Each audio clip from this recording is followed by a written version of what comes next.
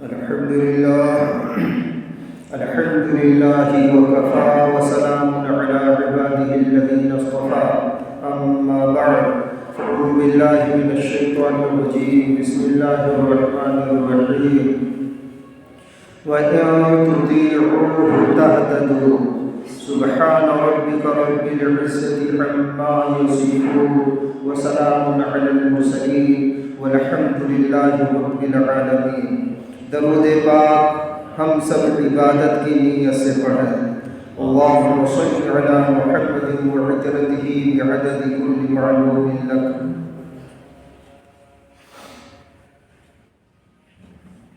دکھا دے یا الہی وہ مدینہ کیسی بستی ہے، کہیے آمین۔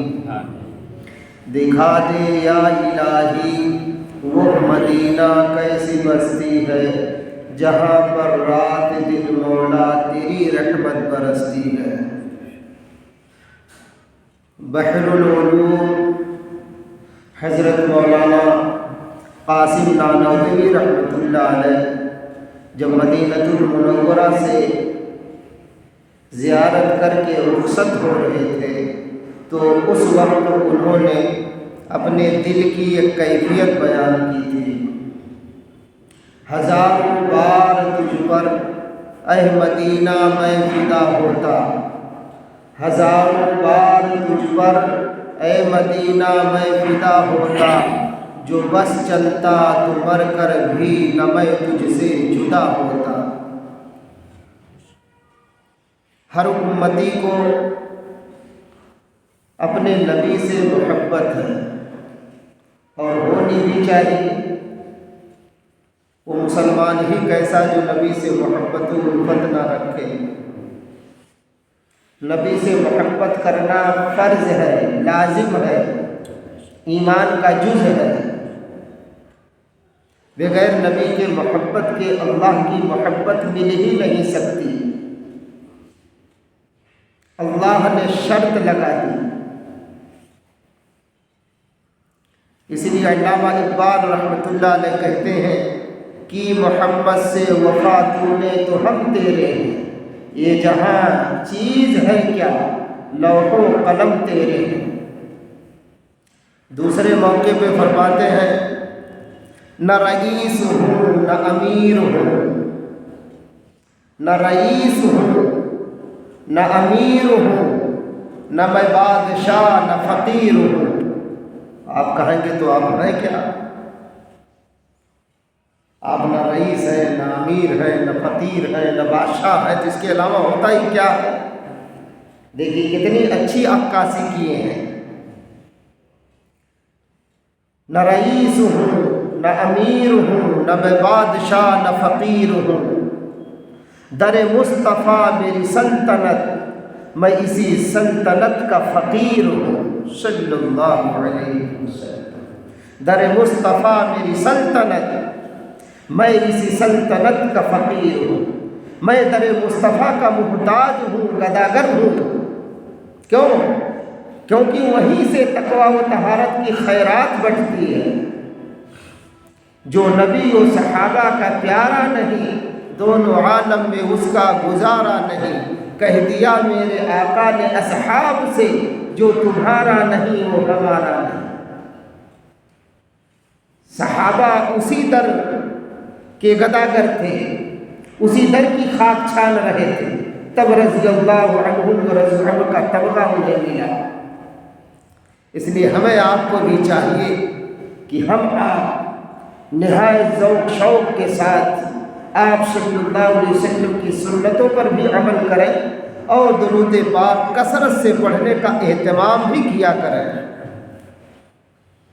جو بندہ جو امتی جتنا کثرت سے درود پڑھتا ہے وہ اتنا ہی جلدی اللہ اور نبی کا محبوب اور لاڈلا بن جاتا ہے۔ اب آج ہر طرف اکثر ایک بات سننے میں آتی ہے کہ تقریریں اثر نہیں کرتی، لاکھ جلسے کرو، لاکھ اجتماع کرو، اب کوئی اثر نہیں۔ سنیے سورۃ النحل کی تفسیر معرف القرآن سے میں نے اقتباس نقل کیا ہے۔ وہ پڑھ کے سناتا ہوں، پھر آگے بات لے چلتا ہوں۔ دعا فرمائیے اللہ پاک ہم سب کو قبول فرمائے۔ اس زمانے میں دعوت و اصلاح کا کام پوری طرح مؤثر کیوں نہیں؟ اس کے دو سبب ہیں، حضرت مفتی صاحب لکھتے ہیں۔ نمبر ایک تو یہ کہ فساد زمانہ اور حرام چیزوں کی کثرت کے سبب عام طور پر لوگوں کے قلوب سخت اور آخرت سے غافل ہو گئے ہیں۔ قلوب سخت اور آخرت سے غافل ہو گئے ہیں، اور قبول حق کی توفیق کم ہو گئی ہے، اور بعض تو اس قہر میں مبتلا ہے جس کی خبر مخبر صادق آمنہ کے لائے مدنی کریم صلی اللہ علیہ وسلم نے دی تھی کہ آخر زمانے میں بہت سے لوگوں کے قلوب اودھے ہو جائیں گے، یعنی دلوں میں کجی پن، ٹیڑھا پن آ جائے گا۔ بھلے برے کی پہچان اور جائز و ناجائز کا امتیاز ان کے دل سے اٹھ جائے گا۔ دیکھیے اس وقت ہے کہ نہیں ایسی بات ہے؟ جائز ناجائز کی بات کیجئے تو کیا کہتے ہیں؟ ہر دم تم کا یہ پڑی ہے، جب دیکھو تب یہ مسئلہ وہ مسئلہ، یہ شریعت کہتی وہ اللہ کے نبی کہتے ہیں، اللہ کہتے، جب دیکھو تب۔ دیکھیے آپ معاشرے میں ایسے ٹیڑھے قلوب والے، دل رکھنے والے، شیطانی دل رکھنے والے بہت اس وقت دکھیں گے۔ یہ آخر زمانے کی بات آپ نے کی، اور ہم لوگوں کو یوں ہی لگتا جیسے آخری زمانہ چلنے لگا ہے۔ ہر طرف ٹیڑھا پن، مزاج، دل، لوگوں کے اخلاق، دیکھیے کہیں سے سیدھا پن دکھتا ہے۔ دوسرا سبب یہ ہے کہ امر بالمعروف اور نہی عن المنکر اور دعوت حق کے فرائض سے غفلت عام ہو گئی ہے۔ عوام کا تو کیا ذکر، خواص، علماء و صلحاء میں اس ضرورت کا احساس بہت کم ہے۔ یہ سمجھ لیا گیا ہے کہ اپنے اعمال درست کر لیے جائیں تو یہ کافی ہے، خواہ ان کی اولاد، بیوی، بھائی، دوست، احباب کیسے ہی گناہ میں مبتلا رہے، ان کی اصلاح کی فکر گویا ان کے ذمہ ہی نہیں، کیوں محسوس ہونے لگا۔ دو سبب ہیں، ایک تو قلوب سخت ہو گئے، دوسرے لوگ ایک دوسرے کو سمجھانا بجھانا چھوڑ رہے ہیں۔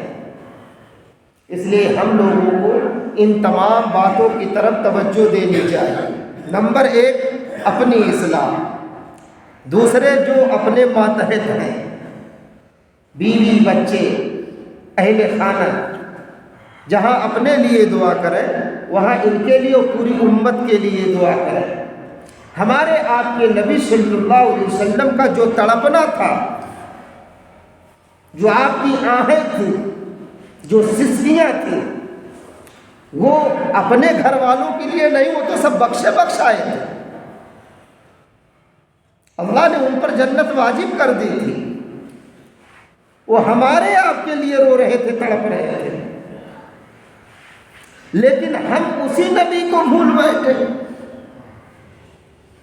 100-200 درود پڑھنا مشکل، 2-4-10 سنتوں پر چلنا مشکل، منمانی کھانا پینا، کپڑا پہننا، گھر میں آنا جانا، سواری پہ بیٹھنا اترنا، دیکھیے آپ کتنا سنتوں کا اہتمام ہے، جبکہ اللہ رب العزت کہتے ہیں وَإِن تُطِيعُوهُ تَهْتَدُوا، تم ان کی مان لو، راہ پا جاؤ گے، ہدایت پا جاؤ گے، اللہ والے بن جاؤ گے۔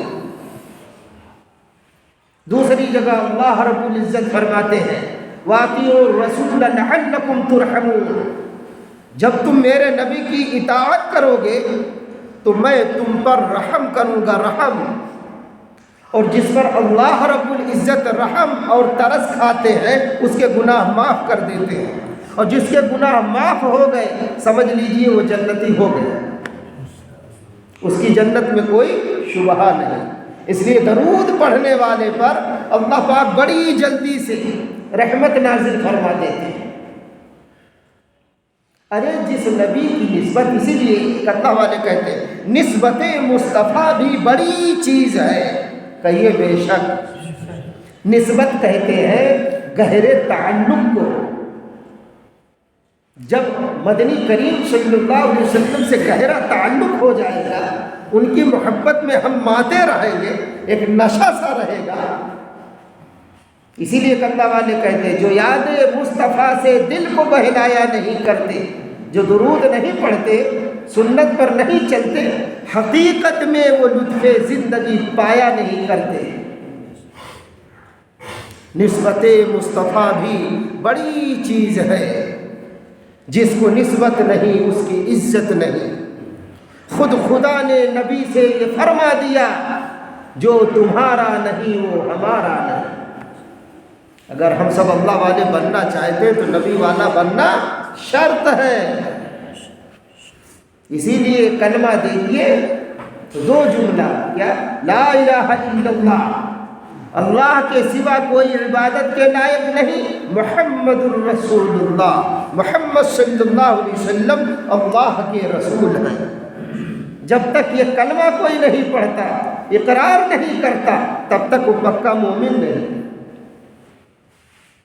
یہ نبی کی شان اور نبی کی عظمت اللہ رب العزت اسی لیے بیان فرماتے ہیں تاکہ تم میرے نبی کے ماننے والے ہو جاؤ، ان کے چہیتے بن جاؤ، اور بغیر محبت کے فرما برداری نہیں آتی۔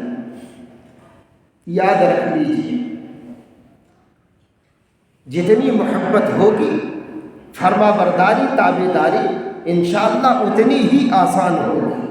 اور بار بار جو یہ درود پڑھنے کے لیے کہتا ہوں، اسی لیے کہتا ہوں چونکہ درود ایک ایسا وظیفہ ہے، درود ایک ایسی عبادت ہے جو اللہ پاک مقبول ہی فرماتے ہیں، اور اس کی برکت سے بندہ جلدی سے اللہ والا بن جاتا ہے، نبی والا بن جاتا ہے۔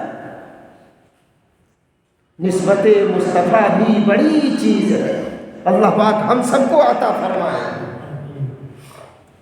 سوچئے نسبت مصطفیٰ کیسی تھی صحابہ کی۔ دیکھیے بیت المقدس فتح ہو چکا ہے، نقارہ بج گیا، ہر طرف اعلان ہو گیا کہ مسلمان قابض ہو گئے۔ حضرت عمر فاروق رضی اللہ عنہ بیت المقدس میں موجود ہے، سارے لوگ ملنے آتے ہیں۔ کئی دن گزرنے کے بعد حضرت عمر فاروق رضی اللہ عنہ فرماتے ہیں، الفاروق کی کتاب، اس میں تفصیلی واقعہ لکھا لایا ہوں۔ آپ فرماتے ہیں کہ بلال یہاں آؤ، آج بیت المقدس کے اندر تم نبی کے زمانے والی اذان دے کر یاد تازہ کر دو۔ سبحان اللہ، نبی کی یاد اس طرح صحابہ تازہ کرتے تھے، اپنے دلوں کو، اپنے ایمان کو تازگی بخشتے تھے۔ ہمیں کیا ہو گیا؟ کون سی دیمک ہمارے ایمان کو لگ گئی، ہمارے تعلق، ہماری نسبت کو لگ گئی کہ درود پڑھتے ہوئے جان نکلتی ہے، زبان بڑی موٹی موٹی ہونے لگتی ہے، درود کے لیے بھی زبان نہیں چلتی۔ نہیں چلتی تو توبہ کریں، انشاءاللہ چلنے لگے۔ اللہ پاک جسے اپنا بنانا چاہتے ہیں نا، اسے درود پڑھنے کی توفیق دیتے ہیں، سنت پہ چلنے کی توفیق دیتے ہیں۔ تبھی تو کہتے ہیں قل ان کنتم تحبون اللہ فاتبعونی، اے میرے محبوب، اے آمنہ کے لال، آپ کہیے، بتائیے انہیں اگر یہ اللہ سے محبت رکھتے ہیں، اللہ سے محبت کرتے ہیں، اور یہ چاہتے ہیں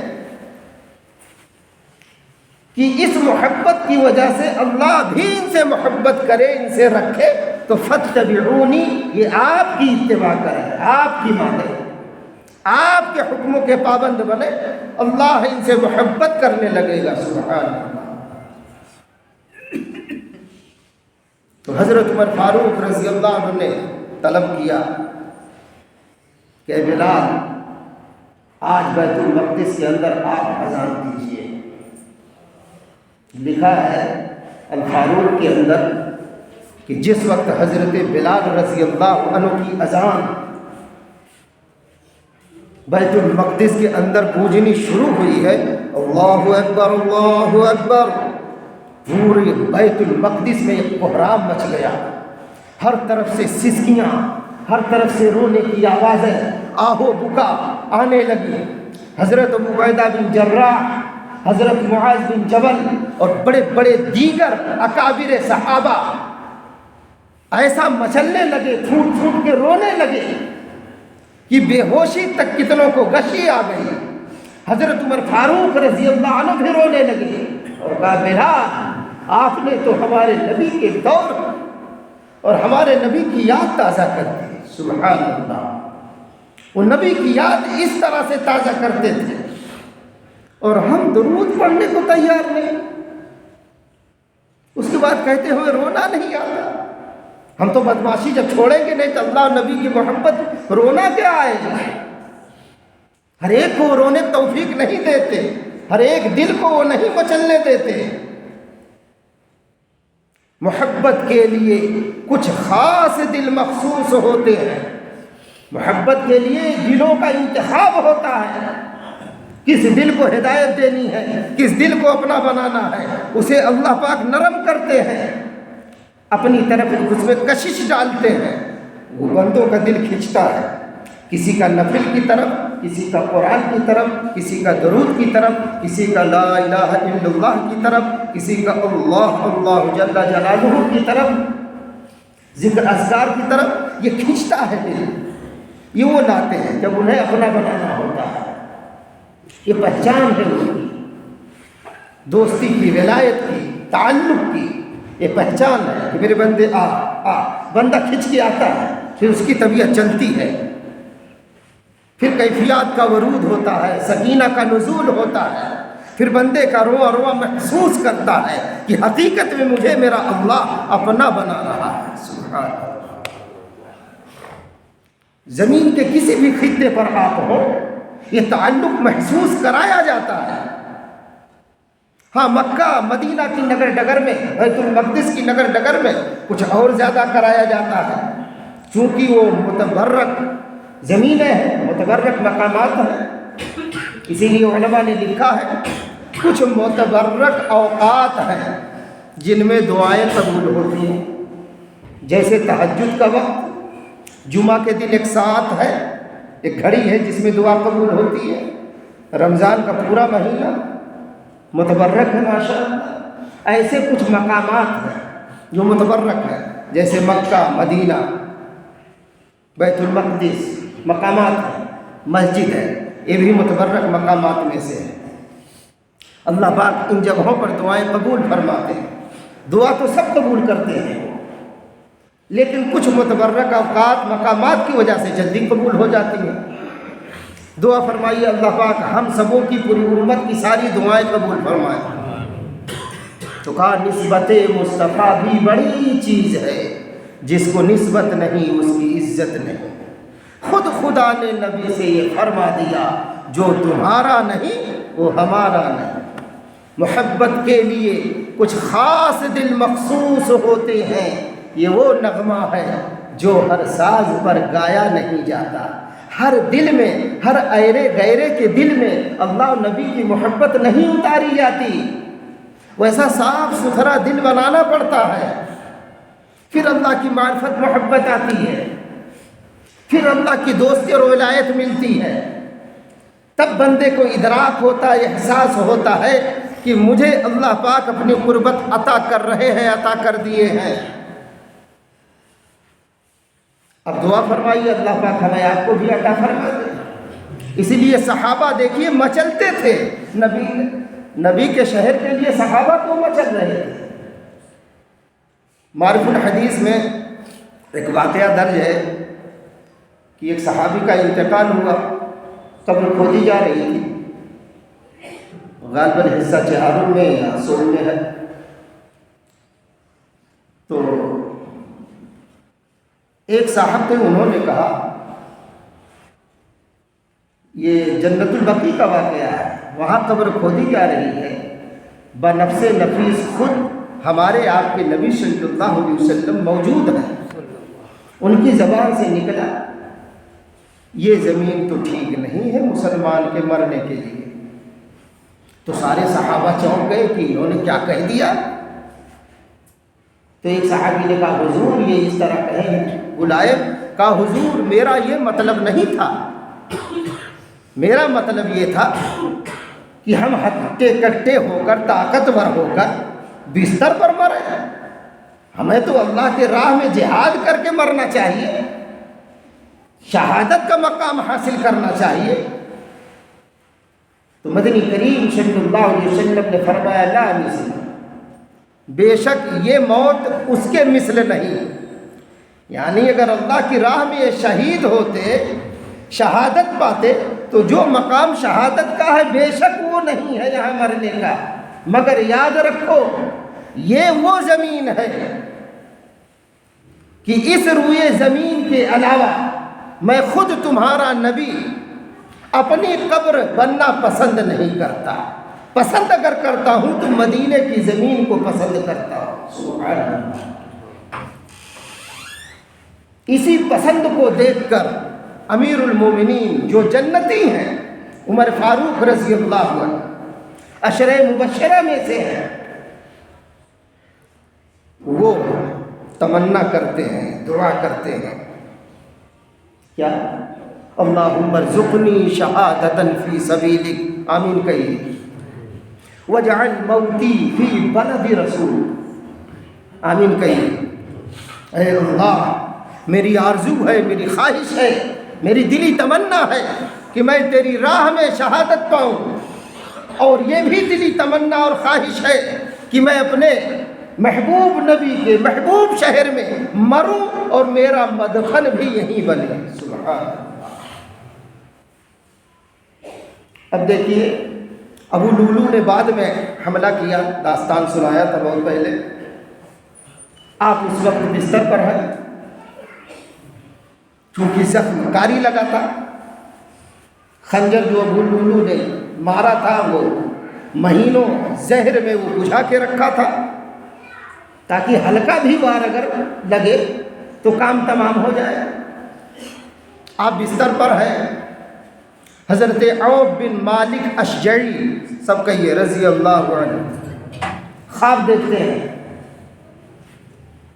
کہ اسلامی لشکر لڑ رہا ہے، اس لشکر میں عمر فاروق رضی اللہ عنہ بھی ہیں، اتنے میں کسی نے امیر المومنین کو شہید کر دیا، آپ کی آنکھ کھل گئی، آپ دوسرے دن تشریف لائے اور کہا امیر المومنین آج کی رات میں نے یہ خواب دیکھا ہے کہ کفر اور اسلام کے درمیان جھڑپ ہو رہی ہے، اسی اثنا میں آپ شہادت پا جاتے ہیں۔ تو آپ نے کہا، یہ نہیں کہا کہ تمہارا خواب کیا، نہیں کہا یہ کیسے ہو سکتا ہے کہ میں موت کے بستر پر ہوں اور زخم ایسا لگا ہے، جبکہ یہ عرب کا خطہ اکثر دارالاسلام بن چکا ہے، یہاں اسلامی لشکر اور کفر میں کیسے جھڑپ ہو سکتی ہے، اور پھر جھڑپ جب ہوگی نہیں، لڑائی ہوگی نہیں، تو مجھے شہادت کہاں سے ملے گی؟ بہرحال بلا یأتی بہ اللہ انشاء، یہ ہو سکتا ہے اگر میرا اللہ چاہے تب، کہیے سبحان اللہ۔ امیر المومنین نے کیا کہا؟ اگر میرا اللہ چاہے تو یہ شہادت کا درجہ مجھے مل سکتا ہے۔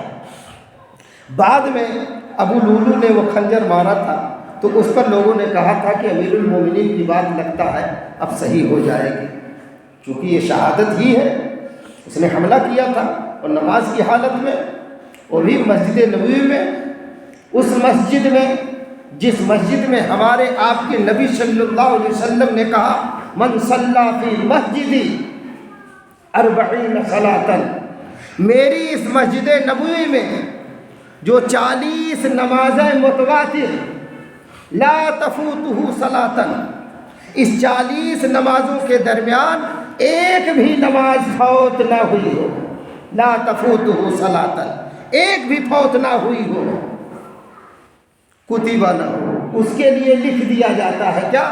براءۃ من النار و براءۃ من العذاب و براءۃ من النفاق، او کما قال علیہ الصلوۃ والسلام۔ اس پر جنت واجب اب ہو گئی، کیسے؟ اس لیے کہ جہنم اس پر حرام، سارا عذاب اس کا معاف، نفاق سے یہ بری ہو گیا بندہ۔ کون؟ جو 40 نمازیں مسجد نبوی میں تواتر کے ساتھ بلا ناغہ پڑھ لیتا ہے، سبحان اللہ۔ اور مسجدوں کے بارے میں ہمارے آپ کے نبی نے تو نہیں کہا، کیوں وہاں کی نسبت؟ نبی کی وجہ سے نسبت وہ بڑھی ہوئی ہے، کیونکہ وہ مسجد نبوی ہے، نبی والی مسجد کہی جاتی ہے۔ اسی مسجد کے بارے میں آپ نے فرمایا دوسرے مقام پر، ما بین بیتی و منبری روضۃ من ریاض الجنہ و منبری علی حوضی،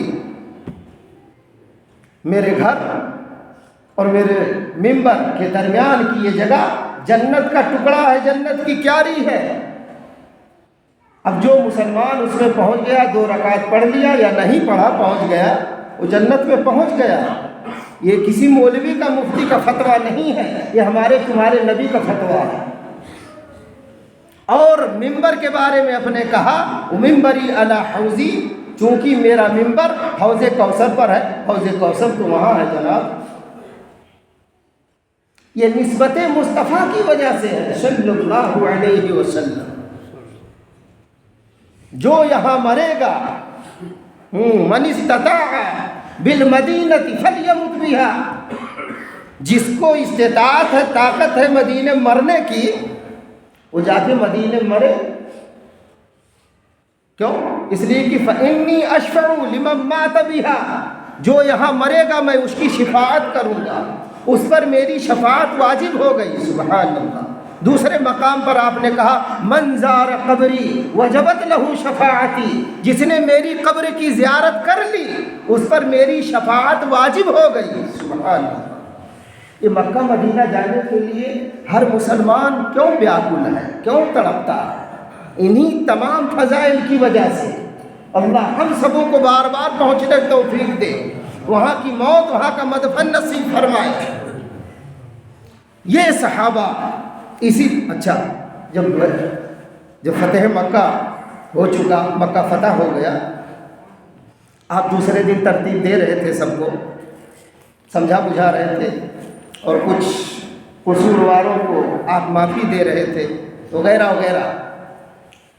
اس کے بعد جب آپ کو فراغت ہوئی سارے کام سے، تو سیرت میں لکھا ہے کہ آپ اس وقت کوہ صفا پر، صفا پہاڑی پر، کعبہ ہے، یہ صفا ہے، یہ مروہ ہے، بیچ میں یہاں کہیں کنواں تھا، ہم لوگ تو جانتے نہیں کہاں، بہرحال وہیں تھا کنواں، اور ہے وہیں سے سپلائی ہوتی ہے، اندر وہ لوگ جانتے ہیں، باقی اوپر تو سب ٹائلس وغیرہ بھی چکی ہیں۔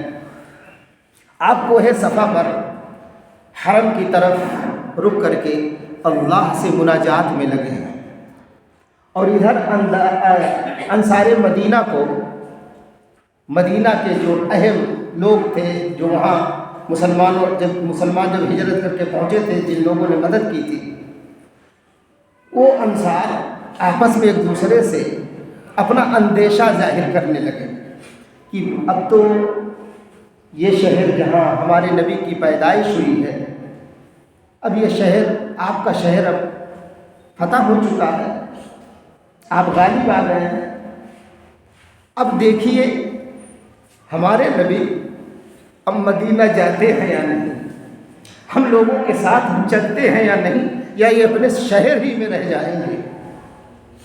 آپ کو اس بات کی اطلاع ہوئی، آپ فوراً انصار مدینہ کو بلائے، جتنے وہاں تھے، کہا یہاں ابھی تم لوگ کیا بات کر رہے تھے؟ تو وہ لوگ تھوڑا جھیپے، شرمائے، کہا نہیں صاف صاف بتاؤ۔ تب ان لوگوں نے بتا دیا، ہم لوگ آپس میں یہی اپنا اندیشہ اور شبہ ظاہر کر رہے تھے تو مدنی کریم صلی اللہ علیہ وسلم نے کہا سنو، اب میرا مرنا اور جینا اب اہل مدینہ کے ساتھ ہوگا، اب میں اسی مٹی کو پسند کرتا ہوں، اسی مٹی میں اپنی قبر کو پسند کرتا ہوں۔ سبحان اللہ۔ آپ اندازہ لگائیے کہ مدینہ سے آپ کو کتنی محبت تھی، کتنا لگاؤ تھا، لیکن جس وقت آپ ہجرت کر رہے تھے اس رات مکہ کو بھی مڑ مڑ کے دیکھ رہے تھے، کعبۃ اللہ سے کہہ رہے ہیں اے کعبہ، اے مکہ، میں تمہیں کبھی چھوڑ کے نہ جاتا، میں مجبور ہوں، اس شہر کے لوگ مجھے رہنے نہیں دیتے، میرے ساتھیوں کو مجھ کو ستاتے ہیں، اس لیے میں مجبور ہوں، اللہ کا حکم آ گیا ہے، اس لیے میں چھوڑ کے جا رہا ہوں، ورنہ میرا دل نہیں کہتا میں تجھ سے جدا ہوں، تجھ سے دور ہو جاؤں۔ سبحان اللہ۔ مکہ مدینہ کی فضیلت یا فضائل جو ہیں وہ بہت اہم ہیں، اور وہاں کی عبادتیں بھی بہت اہم ہیں۔ مکہ کی عبادت ایسی ہے، مسجد حرم کی 1 نیکی 1 لاکھ، مدینہ المنورہ کی 1 نیکی 50,000، کسی روایت میں 1,000۔ بہرحال فضائل بہت زیادہ ہے، لیکن اس سلسلے میں ہم آپ کسی قسم کی کوئی کبھی گستاخی نہ کریں۔ ہاں، جس کو اللہ توفیق دیتا ہے، جس کو زیادہ نیکی دینا چاہتے ہیں، اس کو بلا کے اس طرح سے نوازتے ہیں، ہمیں آپ کو بھی زیادہ دینا چاہیں گے، انشاءاللہ نوازیں گے۔ دعا فرمائیے اللہ پاک ہم سبوں کو اسلامی ہر شعائر کی اور ہر جز کی اور ہر احکام کی پابندی کی، اس کے احترام کی اللہ رب العزت توفیق عطا فرمائے۔ وما علینا الا البلاغ۔